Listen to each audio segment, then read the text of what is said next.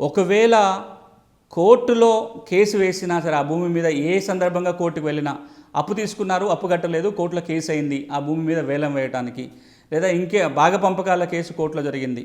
Court కూడా భాగపంపకాలు చేసేటప్పుడు ఈ నియమాన్ని దృష్టిలో పెట్టుకొనే భాగపంపకాల ఉత్తర్వులు ఇవ్వాలి.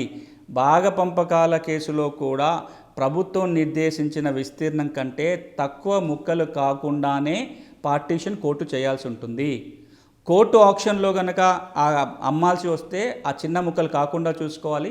ఒకవేళ నిర్దేశించిన సైజు కంటే తక్కువ ఉన్నట్లయితే ఆ భూమిని ఆనుకొని ఉన్న గెట్టు ఎవరైతే ఉన్నారో ఆ రైతులకే దాన్ని అమ్మాలి.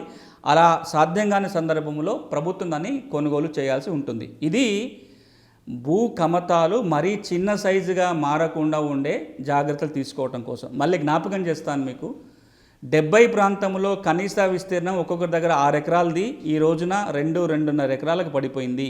అది ఇంకా అట్లనే పోతూ ఉంటే ఇంకా చిన్న చిన్న ముక్కలుగా తయారయ్యి వ్యవసాయ ఉత్పత్తులు దెబ్బతినే అవకాశం ఉంటుంది. కాబట్టి ఇలాంటి చర్యలు ఈ చట్టంలో ఉంచడం జరిగింది.